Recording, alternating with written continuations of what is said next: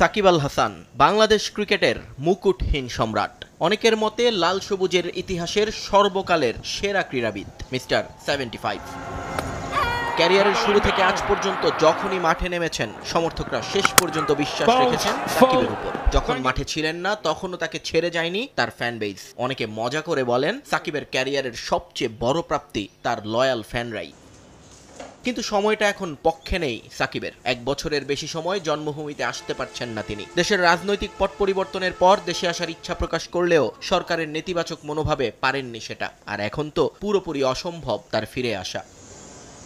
যদিও এসবের ধার কখনোই ধারেনি সাকিবের সমর্থকরা। চরম বৈরী সময়েও তারা বারবার সাকিব সাকিব চিৎকারে প্রকম্পিত করেছেন দেশের বিভিন্ন স্টেডিয়ামের আকাশ বাতাস। ব্যানার প্ল্যাকার্ড নিয়ে এসেছেন মাঠে, কিন্তু সেখানেই বাধে বিপত্তি। নিরাপত্তা কর্মীদের রোষানলে পড়তে হয় তাদের। সাকিবের নামাঙ্কিত ব্যানার প্ল্যাকার্ড কেড়ে নেওয়া হয় হাত থেকে। অভিযোগ ছিল ব্যানার নিয়ে ঢুকতে চাওয়ায় অনেকেই শারীরিকভাবে লাঞ্ছনারও শিকার হয়েছেন স্টেডিয়ামের গেটে। যেন সরকার এবং বিসিবির সাইলেন্ট এক নিষেধাজ্ঞা চলছিল সাকিবের উপর। যদিও প্রতিবারই এ বিষয়ে নিজেদের কিছুই করার নেই বলে আত্মসমর্পণ করত বিসিবি কর্তারা।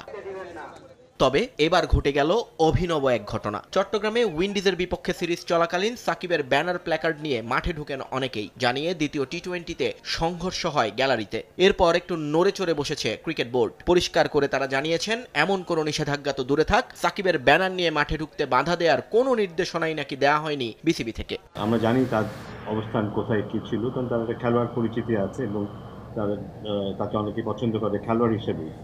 হয়তো রাজনীতিতে তার অবস্থান নিয়ে বিভিন্ন রকমের কথা আছে এবং থাকবে, এটা স্বাভাবিক, কিন্তু তার খেলোয়াড় পরিচিতিটা তাকে যথেষ্ট পপুলার করেছে এবং তাকে অনেক পছন্দ করে, সেই হিসেবে তার ছবি নিয়ে আসতে পারে। তবে সংঘর্ষের ঘটনা থানা পুলিশ পর্যন্ত গড়া নয়, এবার হয়তো একটু বিব্রত বিসিবি। তাই ভবিষ্যতে যাতে এ ধরনের কিছু না ঘটে সে বিষয়ে সিকিউরিটি বিভাগকে নির্দেশ দেওয়া হবে বলেও নিশ্চয়তা দিয়েছেন বিসিবি কর্তারা। সিকিউরিটি চেয়ারম্যান যে আছেন বা প্রেসিডেন্ট মহোদয়ের সাথে আমরা কথা বলে দেখবো, আমি জানি না এটা আমার মনে হয় আমরা আপনারা তুলেছেন, লেটস ইনভেস্টিগেট।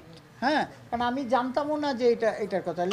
লেটস ইনভেস্টিগেট করে আমরা পরে জানতে পারবেন। চট্টগ্রামের ঘটনায় স্টেডিয়াম থেকে 6 জনকে আটক করেছিল পুলিশ। পরে মুচলেখা দিয়ে 3 জনকে ছেড়ে দেওয়া হয়েছে বলে জানিয়েছেন তারা। বাকি 3 জনকে আদালতের আদেশে পাঠানো হয়েছে কারাগারে।